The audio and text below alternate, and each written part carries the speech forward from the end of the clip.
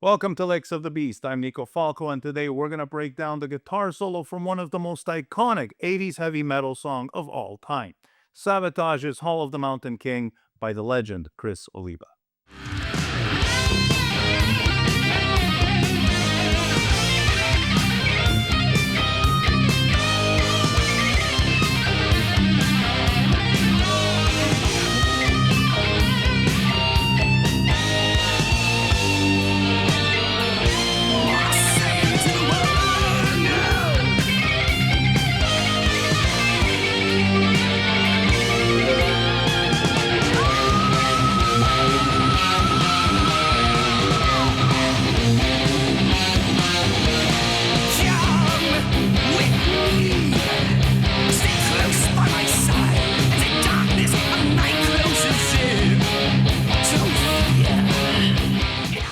On the surface, this is a fairly straightforward heavy metal guitar solo, but there are some seriously pro-level moves in there that are all too easy to miss.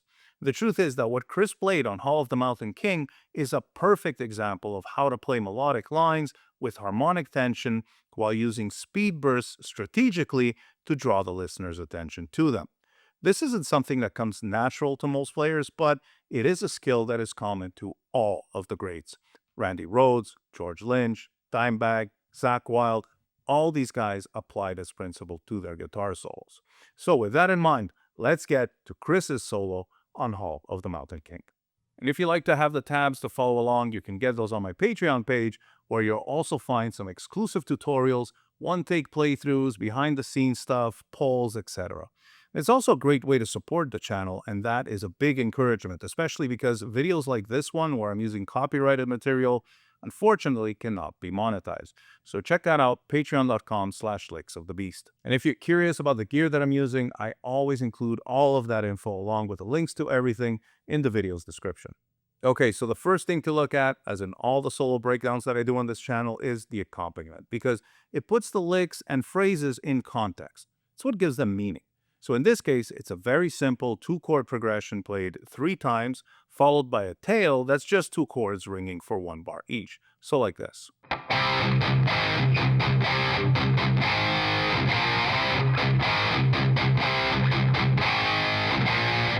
So it's played in the key of D minor, but Criss tuned down to drop C. So all the strings tuned down a whole step, and then the 6th string is a whole step down from that. So it's actually in C minor. But to make it easy for you to follow along, I'm going to be referring to the notes as they're played on the guitar in D minor. So the accompaniment is just going from D to B flat 3 times, with that C on the way back up. And then it goes to A and C for the tail to turn it back around.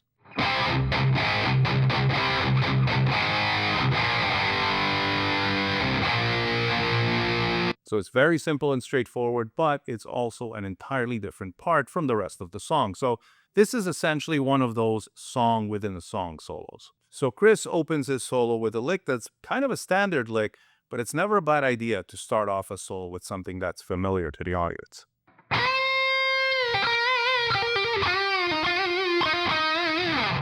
So there's already a little subtlety in there in the way that he holds the bend a little longer than what most guitarists would typically do. So the note between the release and the C that he lands on has to be quite short, and just that creates a little bit of tension. Plus, it makes the lick feel faster and more intense than what it actually is. Now, most people would play that lick as a laid-back kind of thing, but the way Criss phrases it, it picks up this nervous energy, and it gets you all fired up right from the start.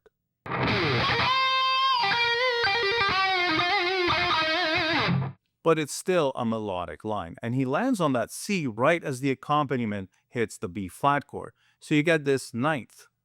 And that feels kind of suspended, and as a listener, your brain picks that up as something colorful that really stands out. Now from there, he goes right into this short but pretty sick burst of speed that connects to another melodic line.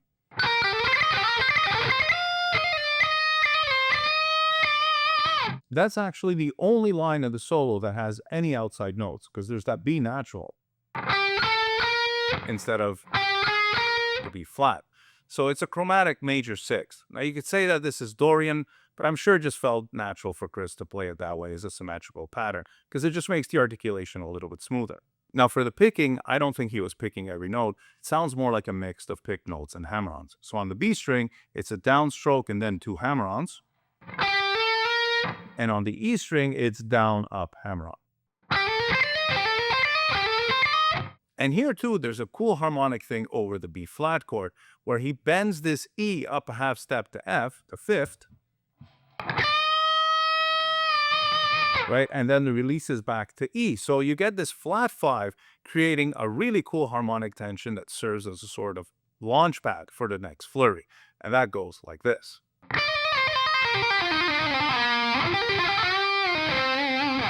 And that's basically a straightforward Dave Murray style fast pull-off lick, straight up D natural minor, and he ends this idea with a little melodic thing.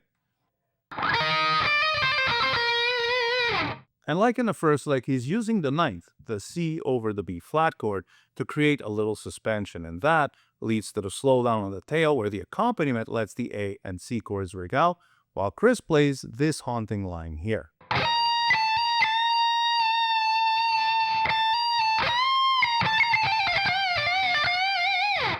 And what makes it feel that way is that he's playing the ninth, the C over the B flat chord, bent up a half step from B, and just as it slows down from that driving rhythm to the ringing chords in halftime, he releases the bend to B, which over the A chord is another ninth.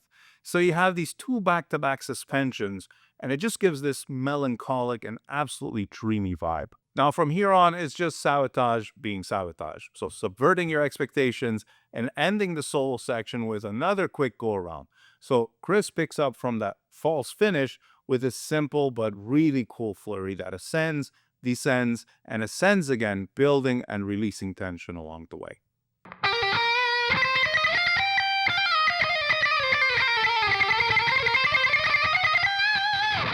You know, it's kind of crazy to think about this, but Criss Oliva was just 24 years old when he wrote and recorded Hall of the Mountain King. But it was already Savatage's fifth release in 4 years, so he had a pretty clear idea of what he was doing by that point. Because you don't just write killer riffs, great songs, and memorable solos like this as if it's nothing. Because for every great riff, there are literally hundreds of riffs that get written, developed, and ultimately thrown away in the process. So it's important to acknowledge and appreciate Criss's incredible work ethic and dedication to his music, to his band, and to his instrument. Because that's the reason that we have great songs like this one to rock out to and learn from. Thank you so much for watching. Cheers.